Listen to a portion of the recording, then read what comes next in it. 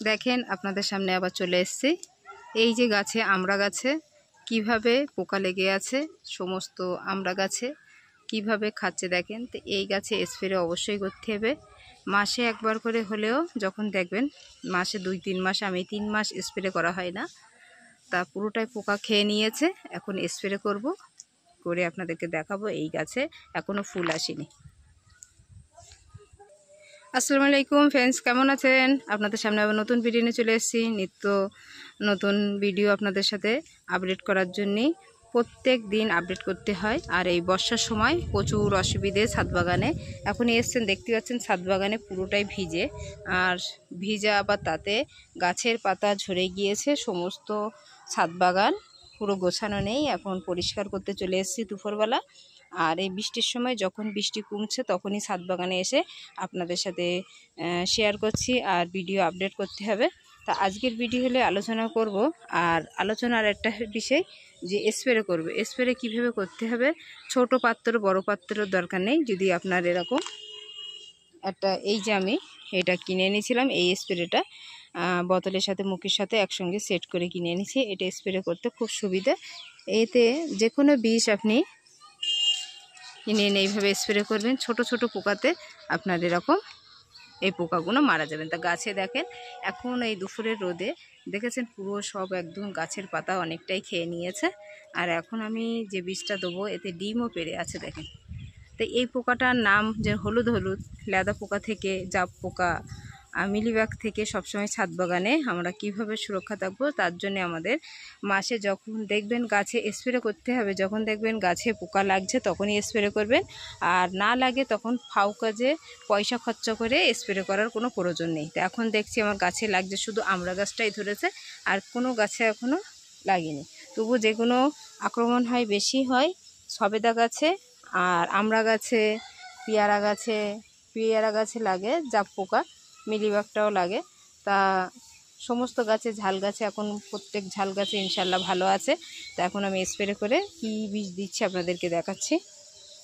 এই যে আপনাদের দাদা কিনে এনেছিল, এটাই পুরোটা বোতলে ভর্তি ছিল। এটা থামসআপের বোতলের ভিতরে লুজ বীজ কেনা পাওয়া যায়। আমাদের পোকামাকড় সমস্ত সবজির আমাদের মাঠের জন্য এনেছিল, তা আমার অর্ধেকটা ছিল অল্প।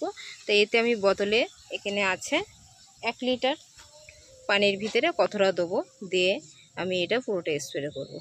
তা এতে বেশি দেওয়া যায় না, 1 লিটার পানিতে আমি ml হিসেবে আমি এতে ইউজ করব। এই যে এতে আমি দিয়েছি 5 ml দিইনি, 3 ml মতন পানি দিয়ে বীজটা দিয়েছি। তো এতেই দিয়ে দেখেন একটুখানি দিয়ে কতটা উপকার দেখেন, বীজটার কতটা শক্তিশালী বুঝতে পারছেন। তাহলে গাছে পোকাটাও খুব ভালো হবে, পোকাটা মারা যাবে। তা এইভাবে দিয়ে ভালো করে নাড়াচাড়া দিয়ে আমরা এইভাবে সহজভাবে কারোর জন্যে অপেক্ষায় বসে থাকবো না। যখনই দেখবো ছাদ বাগানে আমাদের ক্ষতি হচ্ছে, আমরা এই ছোট্ট একটা ছোট জিনিস দিয়ে আমরা স্প্রে করতে পারবো। তা দেখেন এই বীজটা কতটা কারেন্ট, একটুখানি 3 ml থেকেও কম দিয়েছি 1 লিটার পানির ভিতরে।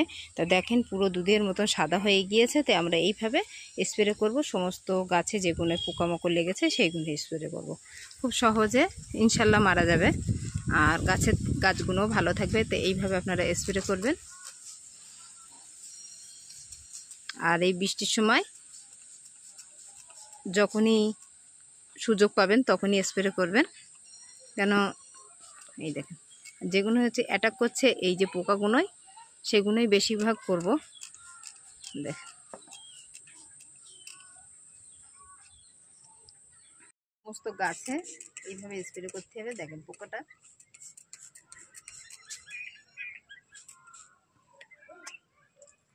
যখনই করবেন মুখে ডাব খাটিয়ে করবেন, কেন ছোট জিনিসে দিলেও বীজটা ছুটে আসতে পারে। এক সাইডে দিলে হবে না, সব সাইডেই দিতে হবে। পুরোটাই দেওয়া হয়ে গিয়েছে, দেওয়া কমপ্লিট হয়েছে। কিভাবে দেখেন এক একটা ঝুলছে, কিভাবে না দেখলে বুঝতে পারবেন না। কাছেতে দেখেন দেখেন পুরো ডালের থেকে পুরো ছাড়িয়ে চলে এসছে, আর কিছু কিছু সব এদিকে সব ঝুলে আছে পোকাটা, আর অনেকটাই নিচেই দেখেন পড়েছে মনে হচ্ছে। এই দেখেন, এই দেখেন, এই যে সব মারা যাচ্ছে। তা আর কিছু গাছে স্প্রে করতে হবে। এই গাছটা পুরো একদম মারা গিয়েছিল, তার থেকে ইনশাল্লাহ আবার বেঁচে উঠেছে আর নতুন কচি কচি পাতা ধরেছে। এই সবেদা গাছে স্প্রে করতে হবে, কারণ সবেদা গাছে প্রচুর এতেও পোকা লাগে। এতে বেশি অ্যাটাক হয় জাপ পোকা, লেদা পোকা, মিলিবাগ, সমস্ত সব কিছুই ছাদ বাগানে হয়। তা আমি এই 3 মাস পর স্প্রে করছি। এই গাছটা পোকার জন্য পুরোটাই মারা গিয়েছিল, তা আমি সময় পাইনি স্প্রে করার জন্য।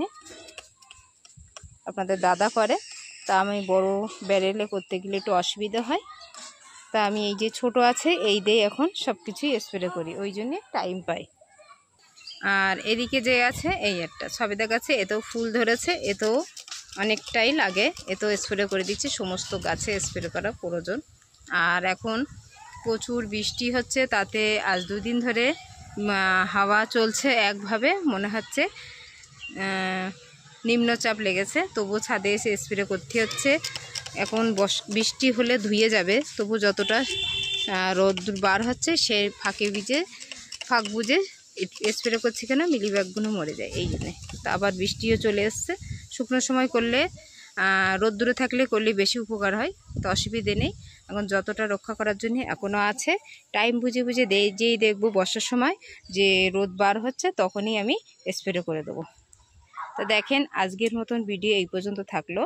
নতুন হয়ে থাকেন অবশ্যই এটা সাবস্ক্রাইব করবেন। আর অবশ্যই আপনারা যারা পুরনো দিদি যারা দেখেন আমার ভিডিও, তাদের অসংখ্য ধন্যবাদ। নতুনদেরও অসংখ্য ধন্যবাদ। আর আজকের ভিডিও এই শুধু উপলব্ধ করার জন্যে, শুধু স্প্রে বর্ষার সময় আপনারা কিভাবে স্প্রে করবেন তার জন্যে, আপনাদের শুধু দেখানোর জন্যে। যে অনেকজনা বর্ষার সময় বলে যে স্প্রে করলে বৃষ্টি হলে ধুয়ে যায়, তা আপনি ফাঁক বুঝে যখন দেখবেন যে স্প্রে করার দরকার আছে, শুধু রোদ্দুর বার হলে তখনই আপনি স্প্রে করে নেবেন, তাহলে আপনার গাছে আমার মতন এরকম ক্ষতি হবে না। এই যেরকম দেখেন কত সুন্দর আমরা গাছটা পুরো পাতাটা খেয়ে নিয়েছি। তাহলে ভালো থাকেন, নেক্সট ভিডিও দেখতে থাকবেন। ভালো থাকেন, সুস্থ থাকেন, আল্লাহ হাফেজ, টাটা।